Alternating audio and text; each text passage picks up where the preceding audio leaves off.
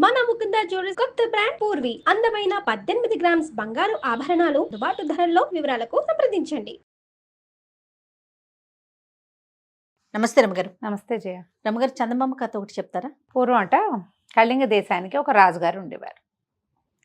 ఆయన ఒక రకం మూర్ఖుడు, అంత బాగా తెలివైనవాడు కాదు.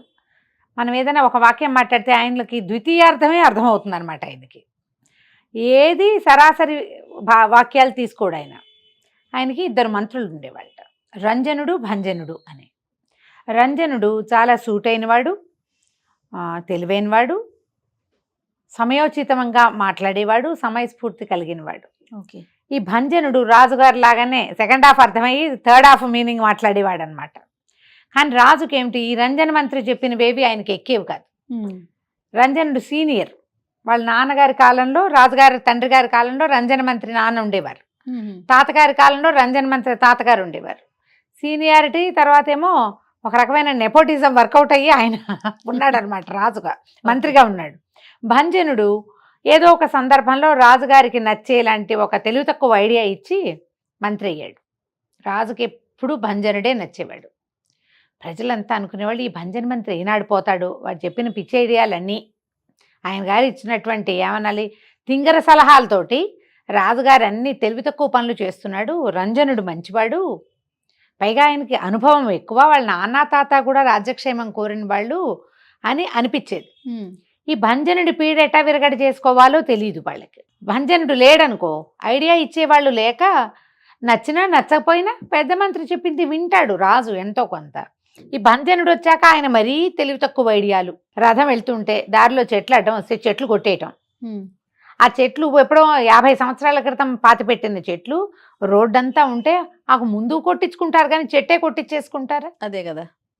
ముందు రంజనుడు ఏం చెప్పాడట, ఈ రథాలకు అడ్డొస్తున్నాయి, ఏమంటారు మనకు కూడా ఇప్పుడు కరెంట్ వాళ్ళు ట్రిమ్ చేస్తారు, ట్రిమ్ చేయండి, ఇట్లా మీదకు వచ్చిన వాటిని పక్కకి తొలగిస్తే రథాలు వెళ్ళడానికి సులువుగా ఉంటుంది అని ఆయన చెప్తే, అంటే ఇవాళ కొట్టించాం రేపు పెరగవా, మళ్ళీ వర్షాకాలం వస్తే పెరుగుతాయి కదా, అసలు చెట్లే తీసేస్తే సరిపోతుంది అని చెట్లు కొట్టించే కార్యక్రమం పెట్టించారు. రాచబాటలన్నీ చెట్లు లేకుండా అయిపోయినాయి. మళ్ళీ ఏనాటికి అంత మహావృక్షాలు వస్తాయి? ఇలాంటి ఆలోచనలు అన్నమాట, ఐడియాలు ఇలాంటివి. ఎట్లాగైనా ఈ భంజనుడిని తప్పించుకోవాలని ఉండేది ప్రజలకి. ఏ తెలివి తక్కువ ఐడియా అయినా అది ఎవరిచ్చారో తెలిసిపోయేది. రాజుగారు ఏ ప్లాన్ చేసినా రంజనుడి చెప్పింది ఏమిటి, భంజనుడి చెప్పింది ఏమిటి ప్రజలకు అర్థమయ్యేది. ఈ ప్రజల్లో ఒక తెలివైన కుర్రవాడు ఒకడున్నాడు.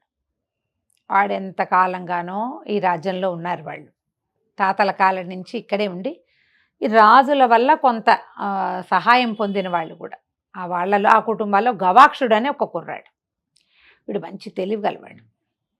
వాడు ఏం చేశాడంటే, ఒకరోజు ఒక రచ్చబండ దగ్గర కూర్చుని, నేను యువరాణిని పెళ్లి చేసుకున్నట్టు నాకు కల వచ్చింది అని చెప్పాడు. యువరాణితో ఎంత అంగరంగ వైభవంగా తన పెళ్ళి అయిందో కల్లో చెప్పాడు. అలాగా అన్నారంతా. ఈ రచ్చబండ మీద నుంచి ఇళ్ళకెళ్ళిన వాళ్ళంతా ఇంట్లో వాళ్ళకి చెప్పారు, ఆ గవాక్షుడు లేడు, ఫలానా వాళ్ళ అబ్బాయి, వాడికి రాజకుమార్తెతో పెళ్ళైంది. పెళ్ళి అంటే అలాగానే వాడికి కల వచ్చిందిట. 3వ రోజుకి అది రాజప్రాసాదంలోకి వెళ్ళిపోయింది.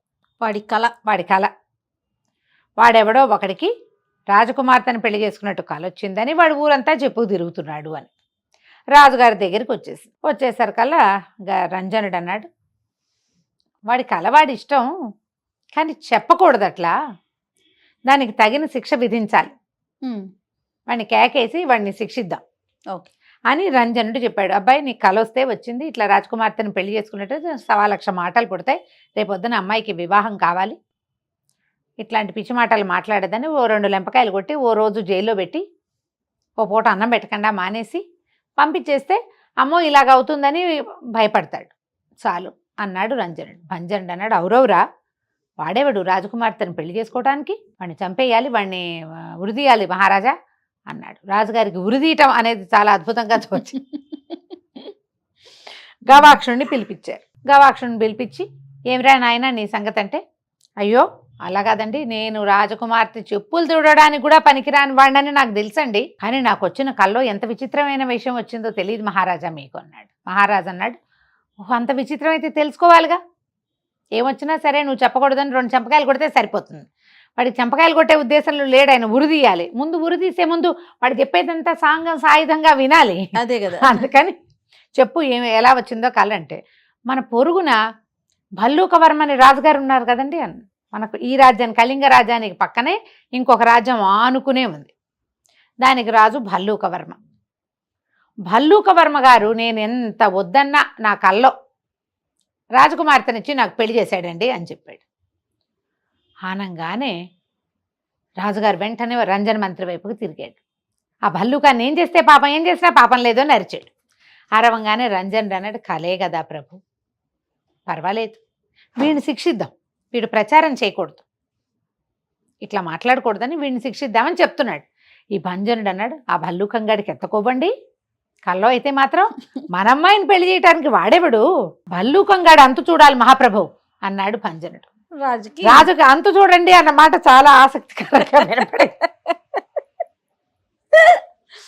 బాగుంది రమ్మగారు. ఏమన్నాడు, వెంటనే సైన్యాధిపతి ఎక్కన్నావు అని కేకేసి సైన్యాధిపతి అక్కడెక్కడో కూర్చుంటే ఆయన పిలిచి సైన్యాన్ని సమాయత్తం చేయి, రాజపురోహితుడిని పిలిచి యుద్ధానికి ముహూర్తం పెట్టించు, మనం భల్లూకవరం మీదకి వెళ్తున్నాం అనగానే ఇతనన్నాడు రంజన మంత్రి ఉన్నాడుగా, ప్రభు యుద్ధం అంటే చిన్న మాట, ఇప్పుడు ఎందుకు పనిమాల దీనికి, ఈ చిన్నదానికి కుర్రాన్ని శిక్షించండి చాలు ప్రభు, భల్లూకుడు మీదకి మనం వెళ్ళకూడదు, భల్లూకవర్మ సమర్థుడు, మనకేమి ఏర్పాట్లు లేవు, అనవసరంగా ఒక కళను పట్టుకుని యుద్ధానికి వెళ్ళొచ్చునా, వద్దు వద్దు వద్దన్నాడు రంజనుడు.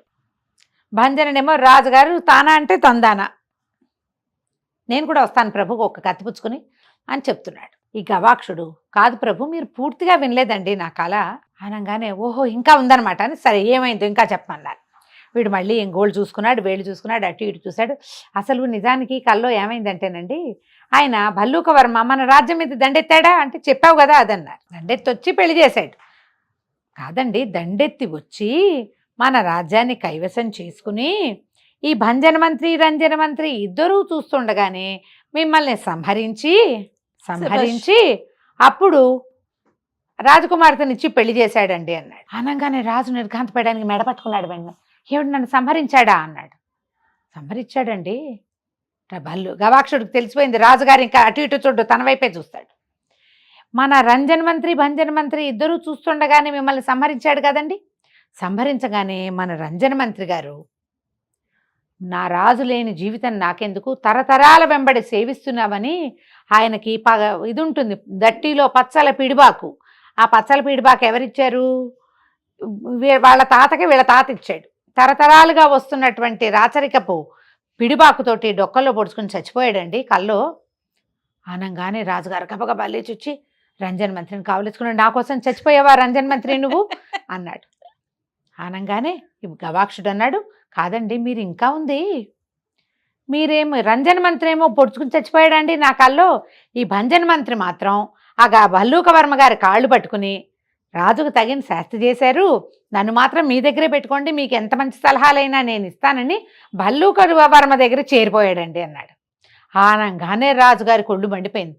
అవురవురా భంజన, కల్లో అయితే మాత్రం దుర్మార్గుడివా నువ్వు, ఇలాంటి వాడివే, నన్ను వదిలేసి భల్లూకుడి వైపు చేరతావా నువ్వు, పైగా నువ్వు ఎదురుగుండా నుంచుని నా కూతుర్ని వీడెవడో దారిపోయే దానయ్య వీడికి ఇచ్చి పెళ్లి చేస్తుంటే ఒప్పుకున్నావు నువ్వు, రంజనుడేమో చచ్చిపోయాడు అని చెప్పి ఎవరక్కడ వీడిని బంధించండి అన్నాడు. సిద్ధంగా ఉంటారు కదా సైనికులు, ఆల్రెడీ సర్వసైన్యాధ్యక్షుడిని పిలిచి నుంచోబెట్టారు. ఆయన ఒక దూకు దూకాడు కత్తిపుచ్చుకుని, ఒక నలుగురు సైనికులు పెడరెక్కలు విడిచి పెట్టేసుకున్నారు భంజనుడు. లబలబలాడిపోయాడు భంజనుడు. కల్లోనే కదా, నేను కల్లో కూడా అలాంటివి చేయనండి అన్నాడు. నువ్వు కల్లో అయినా సరే నువ్వు ఆ పని చేయకూడదు, అది కూడా వాడికి వచ్చింది కదా, పక్కనోడికి వచ్చింది కళ, అదే ఎవడికో వచ్చింది. నమస్కారం. కాళ్ళు పట్టేసుకున్నాడు. బతుకుంటే బలిసాకు తింటాను మహాప్రభు, వదిలేస్తే వెళ్ళిపోతాను అనగానే మిగిలిన వాళ్ళు, ఇతనన్నాడు గవాక్షుడు, మీకు మిగిలింది రంజనుడే కదా ప్రభు, ఆయన అడగండి ఏం చేయమంటాడు అనగానే రంజనుడు అన్నాడు, హరిహరి ఈయన చంపేయమన్నాడు. ఆయన హరిహరి అని చెవులు మూసుకుంటాడు. మంత్రిని చంపటం ఏమిటి, ఆయన అన్నాడు వదిలిపెట్టేయండి ప్రభు, కల్లో కూడా ఈ తప్పు ఇంకా చేయడు భంజనుడు, అతన్ని దేశ బహిష్కారం విధించితే ఎక్కడికో వెళ్ళి బతుకుతాడు అనగానే, రంజనుడు ఇంత మంచివాడు నా కోసం చచ్చిపోయాడు కాబట్టి అతను చెప్పిన మాట నేను తప్పకుండా వింటా, వీడిని తీసుకెళ్ళి దేశ బహిష్కారం చేసేయండి, వీడి కుటుంబాన్ని కూడా దేశం నుంచి బయటికి గెంటేయండి అన్నారు. వెళ్ళిపోయాడు. ప్రజలంతా చప్పట్లు కొట్టారు. అమ్మయ్య భంజనుడు వెళ్ళిపోయాడు రా అని. ఇప్పుడు రంజన మంత్రిని అడిగాడు రాజుగారు, వీడికి కలవాడికి ఏం చేద్దాం అనగానే, ప్రభు వచ్చిన మాట ఎలాగో వచ్చింది, ఇతను ఇక్కడే కాదు ఊరంతా చెప్పాడు. ఊరంతా బ్యాడ్ ప్రాపగాండా అయిపోయింది రాజకుమార్తె మీద. ఈ అబ్బాయికే ఇచ్చి పెళ్లి చేసేద్దాము, మనకు తగిన వాళ్లే వీళ్ళు, తరాల వెంబడి మన దేశంలో ఉన్నారు అని చెప్పి ఏమిటి గవాక్షుడి పట్ల కృతజ్ఞతతో చేశాడు రంజనుడు. ఆ కాలం ఇటు తిప్పుంటే రంజనుడు వెళ్ళేవాడు దేశ బహిష్కారానికి కదా. అందుకని ఈ అబ్బాయికే ఇచ్చి పెళ్లి చేసి ఈ అబ్బాయిని అర్ధరాజ్యం ఇచ్చి మన రాజుని చేసుకుందామండి, రాస విద్యలు అవి కొన్ని నేర్పించుకుందాం అనగానే ప్రజలంతా చప్పట్లు కొట్టారు. తర్వాత కాలంలో ఈ గవాక్షుడికి ఇచ్చి రాజకుమార్తెని పెళ్లి చేశారు. కథకంచికి మనం ఇంటికి. చాలా చాలా బాగుంది రమ్మగారు. నమస్తే అండి. నమస్తే.